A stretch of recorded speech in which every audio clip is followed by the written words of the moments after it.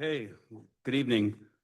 I'll call the Plan Commission meeting to order for Tuesday, March 24th, 2026 at 6 p.m. at City Hall. Stacy, will you please take roll call? Eric Archer. Here. Jared Holter. Here. Jan Brock. Bill Lethan. Here. Alder Benash. Here. Eric Scholander. Here. Okay, we have a quorum. Item 2, consideration and action on the minutes from the previous meeting. Is there a motion to approve? So move. Second. Motion by Jim, seconded by Eric. All in favor, say aye. Aye. Opposed? Motion carries. Item 3, public input. Public input's limited to 3 minutes per individual. If you're here to speak for an agenda item, there will be a public hearing for each item where you may speak, which doesn't preclude anyone from speaking now. If you do, there's a 3-minute limit per individual. So I open the floor to public comment. Seeing none? Oh, second call for public input. Thank you. And third call for public input. Seeing none, we'll move on to agenda item 4. This is a public hearing for a planned unit development amendment application to amend the Abbey Court Apartments PUD to be allowed to construct an additional 40-unit apartment building and request deviations from the Unified Development Code, including but not limited to exceed the maximum street yard setback in the R4 district, to reduce the minimum lot frontage for one parcel within the development in the R4 district, and to exceed the maximum allowed density for an apartment dwelling development in the R4 district located at 2151 Abbey Road. Parcels 2097, 2101, 2117, 2121 Abbey Road, and 2091 through 2107 Abbey Road. This is tax parcel 18-4511-318, 18-4511-319, and 18-4511-320. Katie, would you mind walking us through the city's, please? Absolutely. Thank you. The project before you is found within our multifamily residential district, which is intended to accommodate large-scale multifamily buildings of 9 or more units. Back in 2016, the Abbey Court Apartment PUD was approved for a multi-phase development of 6 multifamily apartment buildings and a clubhouse to serve the overall development. 3 of the apartments were proposed to have 80 units, but were increased to 82 units each due to construction creating an additional 6 units to the original plan. The remaining apartments include 2 32 units and 1 40 unit. The total number of dwelling units constructed from the original development approved in 2016 is 350 units. Abbey Court Apartments is proposing to amend the existing PUD to allow for the construction of an additional 40-unit apartment building within the development. At the time of the original PUD, developers were not limited on the number of deviation requests as you commonly see before you. So upon review of the original PUD, the development was allowed the following deviations: to exceed the maximum street yard setback and exceed the maximum allowed density for an apartment dwelling in the R4 district. Later in 2020, the PUD was amended to allow for a third deviation, which was a reduced lot street frontage requirement for one of the parcels within the development. This particular amendment request for an additional apartment modifies the original 2 conditions, which is exceeding the maximum street yard setback again for the new building and also the increased density of adding 40 more units. Included in the packet is a cover letter by the applicant describing the requests, a plan set, and architectural renderings for consideration. So we're going to go through the requested deviations. The first is related to density. So there's a lot of information in this section related to the number of square feet of lot area that is required based on the bedroom size count. What's important to note is that based on the number of units available, there would have been a required 18.78 acres per the UDC. Note that the total lot area serving this development is 11.9 acres, which does not meet our lot density requirement based on the proposed number of units. To note, though, that the property currently has 344 dwelling units total, including studio apartments, which makes the density approximately 1,553 square feet per unit, which is what was approved by the Plan Commission and Common Council with the original PUD creation in 2016. And an additional 40-unit apartment building would increase the density count to 374 units, which increases the density to 1,387 square feet per unit, overall by 11%. City staff are in support of the request due to the unique property layout. The existing building development includes 6 apartment buildings ranging from 2 to 4 stories height. There is adequate area provided for this additional 40-unit building without interfering with the current land use, traffic flow, green space requirements, or parking requirements.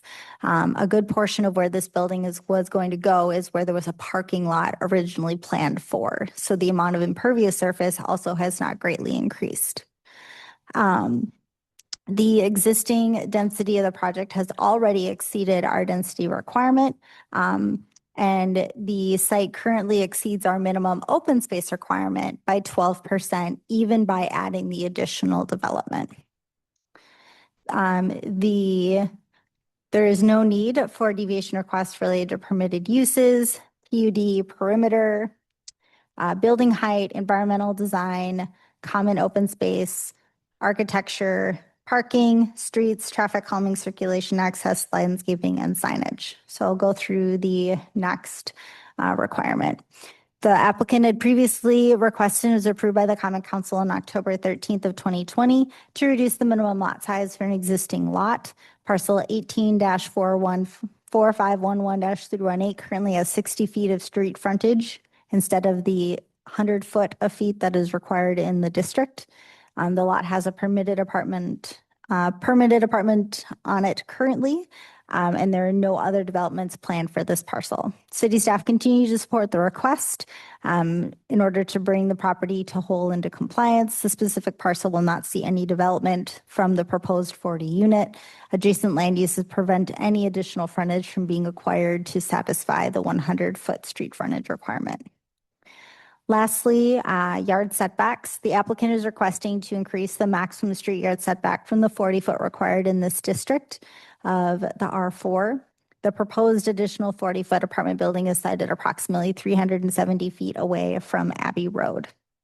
Again, city staff continue to support the request to allow for the proposed 40-unit apartment building to exceed the maximum street yard setback due to surrounding land uses and the unique property configurations. Presently, 4 of the 6 apartments exceed this maximum street yard setback. The existing building configuration was previously approved by the Common Council on December 13th of 2016. Existing buildings within this property development as well as stormwater drainage pattern need no alternatives for the siting of the development to be any closer to a public street. As a public hearing will be held, testimony should be considered before deciding on the proposed amendment. I do apologize for the numbering. It got a little messy, but there are 12 conditions of approval that are tied to this development. Thank you. Okay, to Katie's point, I'll open the public hearing. Is there anyone that would like to speak in favor? Is there anyone that would like to speak in favor? And finally, would anyone wish to speak in favor? Sir, if you would state your name and your address, please. Terry Weiland, 2221 Abbey Road, Onalaska. I'm fairly neutral on this proposal. I just wanted to put input that I own the property behind it, and we have a shared lot line that actually comes up to a point. So there's mention of it that hill will come down, and it's probably for approximately 150 feet that this rise happens between our properties. And I would like to see that hill come down. I've read the application, and they do mention something about bringing that hill down. That's all I have. Thank you, Terry. Is there anyone wishing to speak in opposition? Second call, anyone wishing to speak in opposition? And third and final call, is there anyone wishing to speak in opposition? Seeing none, I close the public hearing. What's the will of the Plan Commission?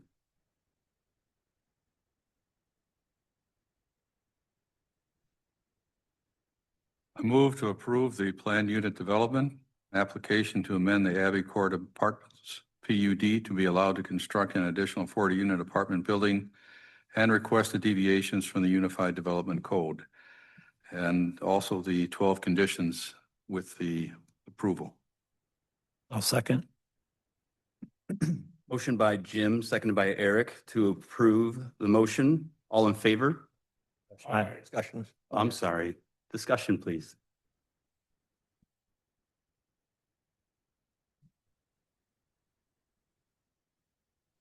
Seeing none. All in favor, please say aye. All opposed? Motion carries. Agenda item 5, a public hearing for a conditional use permit application to construct a new radio telecommunications monopole tower 150 feet in height to service the Xcel Energy Service Center located at 4119 Berlin Drive, tax parcel 18-4456-2, applicant Northern States Power Company. Katie, would you like to provide the staff summary?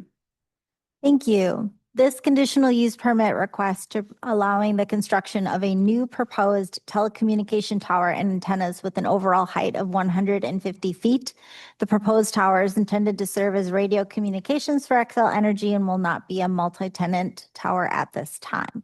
They have included a project plan set as well as a structural design report. Telecommunication structures and towers are permitted only by conditional use permit section 13.02.68T and pursuant to the standards set forth in sections 13.05.22. The city has no basis for denial of the conditional use permit, but has found a basis to impose the following conditions, which I will read into the record. Substantial evidence that is required regarding our conditions. Condition 1. Owner developers shall pay all fees and have all plans reviewed and approved by the city prior to obtaining a building permit. Owner developer must have all conditions satisfied and improvements installed per approved plans prior to issuance of occupancy permits. Substantial evidence. This condition provides notice to the owner developer that they are to follow procedure for orderly development in the city of Onalaska in order to promote the health, safety, and welfare of the city. Condition number 2, all conditions done with the land and are binding upon the original developer and all heirs, successors, and assigns so long as the conditional use is being actively used. Substantial evidence. This condition acknowledges and provides public notice of the term and puts the owner, developer, and future owners on notice that they are bound by the conditions and they can continue the use as long as they follow the conditions and actively use the conditional use. Condition number 3, owner developers shall abide by the city's ordinances, Unified Development Code, and Building Code requirements as amended.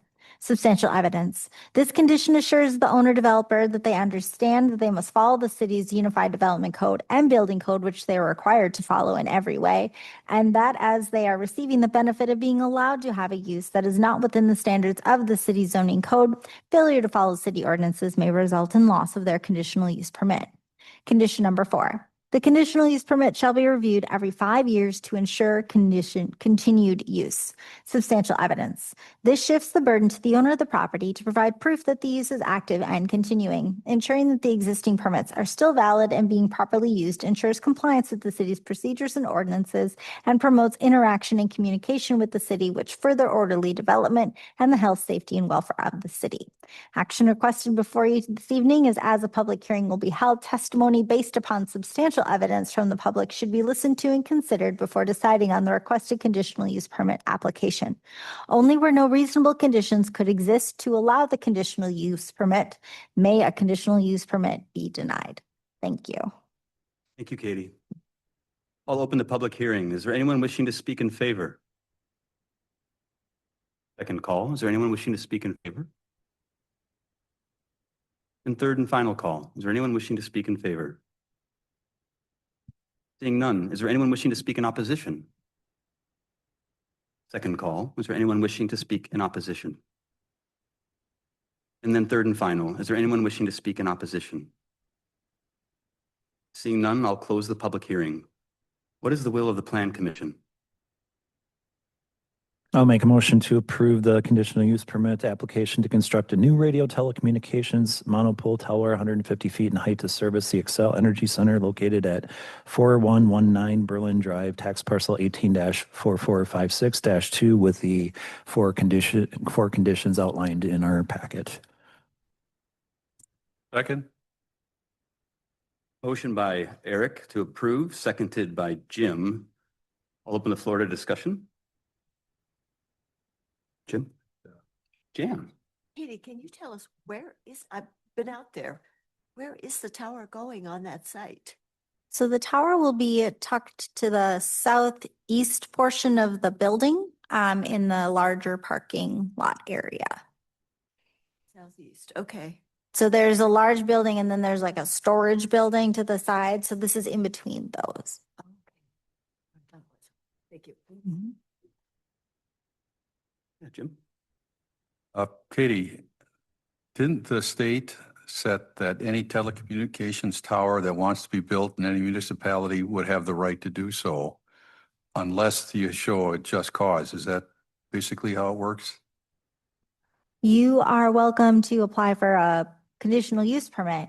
And then the city, provided you're able to show conditions of approval that are relevant, approve those conditional use permits. So that's what we're doing this evening. The state has set parameters that you can't really deny it unless you show some kind of cause. Is that how it works? Yes. Okay, thank you. Mhm. Any other discussion? Yes, ma'am. I would like to note that this area is outside of the 3-mile boundary of the La Crosse Airport Overlay Zoning District, so it does not pertain to that ordinance, just as a clarifying note. Thank you. Katie? Seeing no further discussion, all in favor, say aye. Aye. Opposed? Motion carries. Agenda item 6, public hearing for a planned commercial industrial district major amendment application to allow for an addition to Grease Lightning automobile repair and service and request a deviation from the Unified Development Code, including but not limited to reducing the minimum number of parking stalls required for the use by 3 stalls located at 1240 Crossing Meadow Drive, tax parcel 18-3292-2, applicant AKD Properties LLC. Katie, would you like to provide a staff summary? Yes, thank you. Grease Lightning is proposing to amend the Crossing Meadow PCID in order to reduce the number of parking stalls serving the site to 8 from the required 11. Grease to construct a building addition to the existing facility to expand the lobby waiting area for customers and make additional site improvements, including landscaping, which was previously approved by the Common Council on June 11th of 2024. The site will be brought into compliance with all other requirements as part of the site plan review process. In the original PCID, the city used a different formula for determining the overall number of parking stalls that are required for this business, which was originally 11. In 2020, the city's UDC modified the formula, which now required 12. The purpose of the PCID amendment is to accommodate the reduced number of parking stalls by 3 from the original approval of 11, and included in the packet is a cover letter from the applicant as well as a proposed site plan. There are no deviation requests related to permitted uses, density, PUD perimeter, lot area, yard setbacks, building height, environmental and cultural design, open space, architecture, streets utility drainage, traffic calming, circulation and access, landscaping, and signage. The one requirement is related to parking. Grease Lightning is proposing 8 parking stalls to serve the overall business, with 2 stalls provided on site near the service bays on the western side of the property. Limited space is available for additional parking due to the unique layout of the property and its lot dimensions. Rocky Rococo, which is located directly across Crossing Meadow Drive from Grease Lightning, has agreed to lease 6 parking stalls to Grease Lightning, increasing their total to 8 stalls to serve this development. City staff are in support of the request for reduced parking due to unique property limitations and its configuration. The existing development is served by only 2 parking stalls, including 1 ADA stall on site. Grease Lightning proposes to increase the number of parking stalls to 8, which is 4 times more than what is used currently. The lot dimensions and configurations prevent the potential of additional parking spaces on the property. City staff have put together a total of 9 conditions of approval for this development. Thank you. Thank you, Katie. At this point, I will open the public hearing. Is there anyone wishing to speak in favor? Second call. Is there anyone wishing to speak in favor? Third and final. Is there anyone wishing to speak in favor? Seeing none, is there anyone wishing to speak in opposition? Second call, is there anyone wishing to speak in opposition? And third and final, is there anyone wishing to speak in opposition? Seeing none, I will close the public hearing. What is the will of the Plan Commission? Question. We need the motion first to, Oh, I'll make a motion to approve the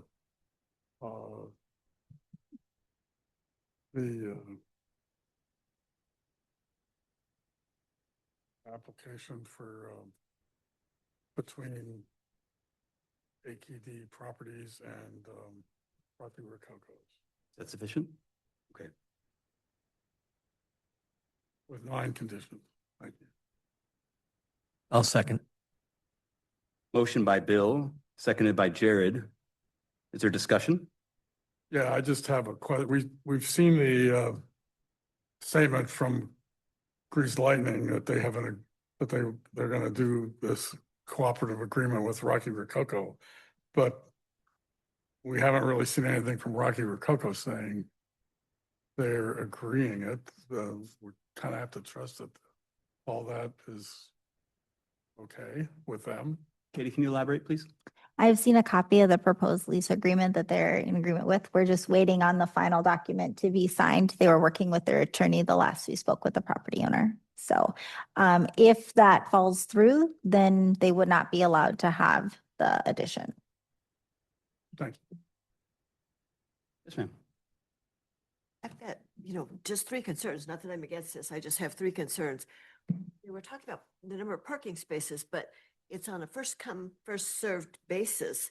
So do they have to have certain number of stacking stalls to get cars into the bays where they change the oil? The property owner is available for questions if the Plan Commission would like to ask them to come forward. Do you mind, please?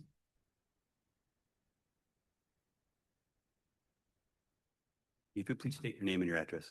Andrew Devine, W22658 Prairie Wood Drive, Trumbull, Wisconsin.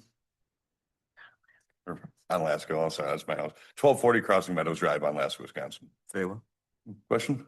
So do you have a number of stacking? I mean, when I was there, cars were in the bays, but there was someone waiting outside, so. Yeah, I mean, generally on both bays, we can stack about 3 to 4 cars behind the shop that can sit there and wait while they wait to get their oil changed.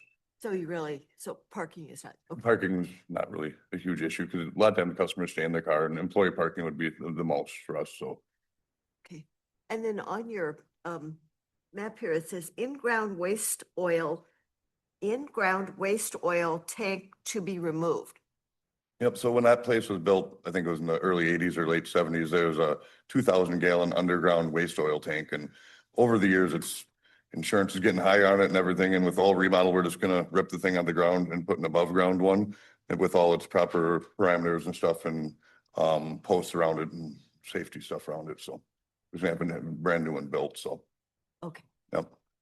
Okay, and then my third concern, sorry. You're all- Is that, I don't disagree with the following up on the Rocky Rococo parking, but I have the same concern there as I have down here with our parking across the street from Dash Park. And that people coming across the street, and that's a curve, pedestrians walking across there aren't as quick as we used to be. Yeah. So, think for yourself, Bill. Yeah. No. I mean, my mailboxes are sitting right there too, so I gotta cross the street to get to my mailbox too, so, yeah. Is there any possibility of having parking at the festival? No, that's owned by Krause Anderson, not Festival, so Krause Anderson Developmental Company owns that whole parking lot, and they're more than willing to let you park there on a day-to-day basis, but anytime you wanted, if you want any sort of contract written, they were unwilling to have the conversation, so. Yep, Thank you. thank you. Appreciate it. Mr. Chair. Real quick question. So in the event that this business or Rocky Rococo's ends up selling their property and it null and voids this agreement, what happens to the new property owners that take over this property should it be sold? They would either have to lease with the new entity or they would have to find a different location. We have parameters within the zoning code that states that they have to be so like 500 feet away from the business, so they're rather limited in who they can work with. But this is one option that they have chosen to do. So the new properties owners would be responsible for Finding and And to- ensuring their parking, yes. And then having it, this document's also recorded at the Register of Deeds, so it would put any future buyer on notice that this exists. Thank you. I think it should be noted that it's not listed in the 9 conditions about the agreement with Rockies, so if what I didn't see it in there, and maybe it's understood, but it's really a moot point then. So if we agree to this with the 9 conditions, if that's issue with Rockies is a side agreement, doesn't mean anything. Katie? So condition number 5, it doesn't specifically call out Rocky Rococo's, but it does state that the property owners to provide a copy of a signed parking agreement for a minimum of 6 stalls in conformance with the UDC to the planning department, and that agreement be recorded. So that has to occur before we would let them begin any sort of a development project. We'd have to have a copy of the recorded document. So it's not in the planned unit development request because the request is just to be allowed to have a reduced number of parking stalls. Anyone could technically do an off-lot parking agreement. You do not need plan commission approval for that.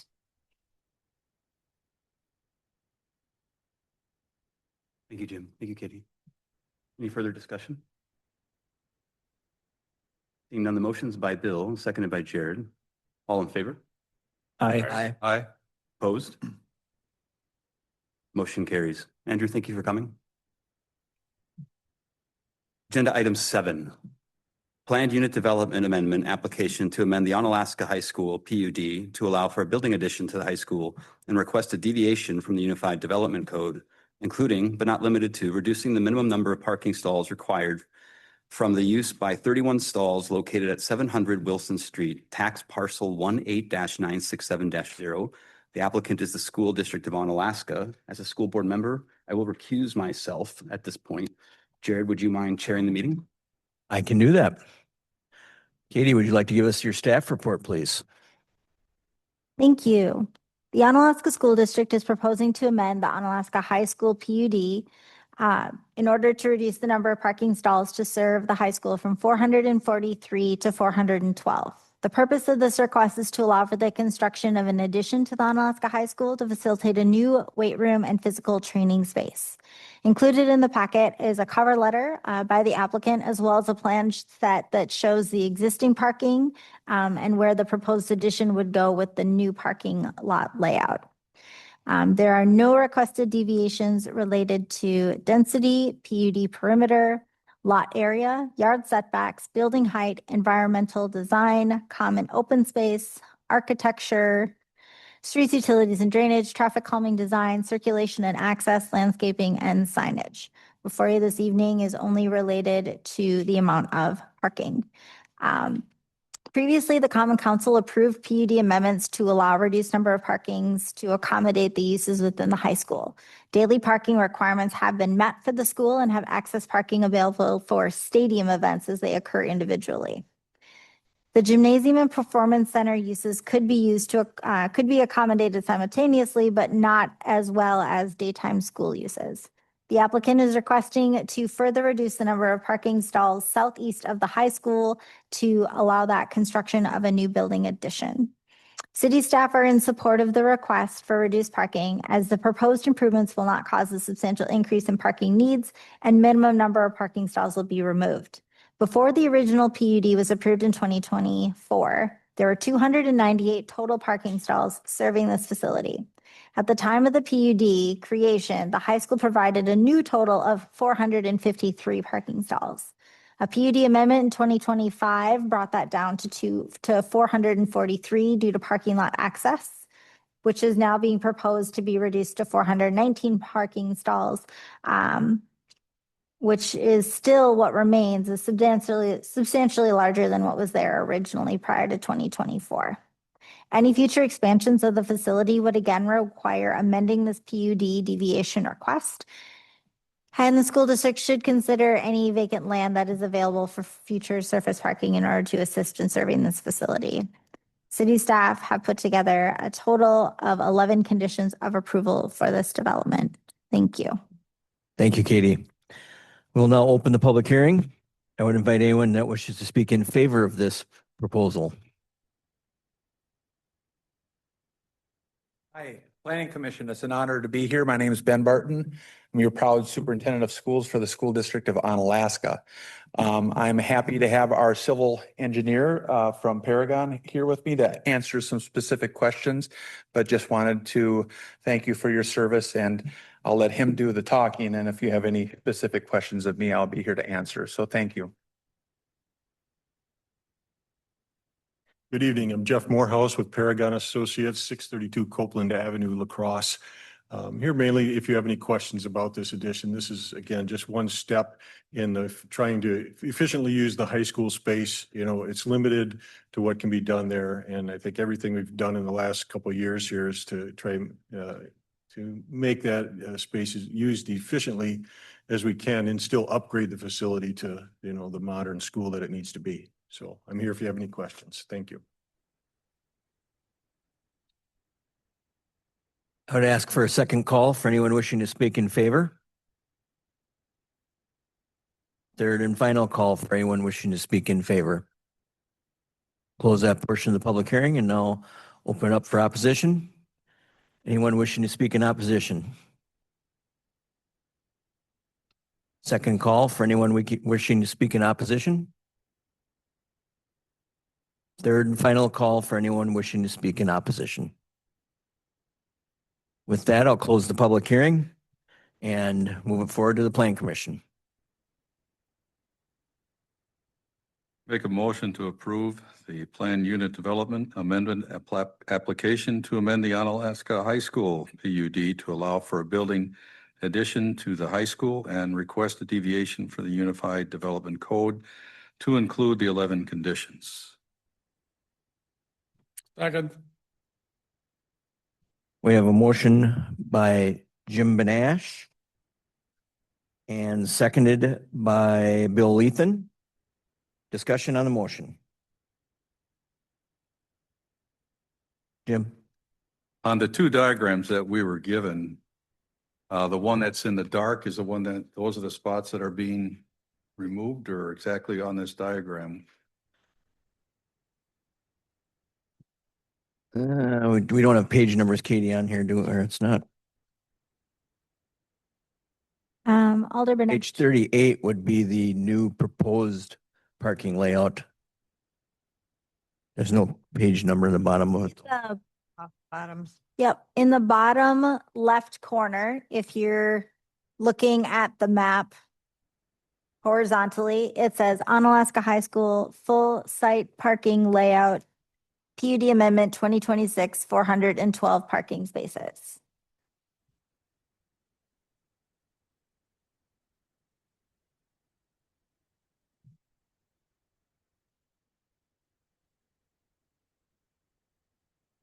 So the last page in your packet is the existing conditions, and the page before that, prior to that, is the proposed conditions with the new building addition.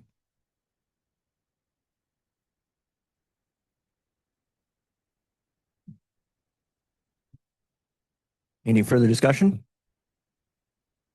If not, all those in favor, please say aye. Aye. Opposed? Motion carries unanimously.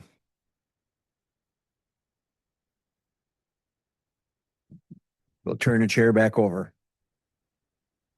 Thank you, Jared. Thank you, Ben. With that, I'll entertain a motion to adjourn. Motion to adjourn? Second. Motion by Jim, seconded by Eric. All those in favor say aye. Aye. Opposed? We are adjourned.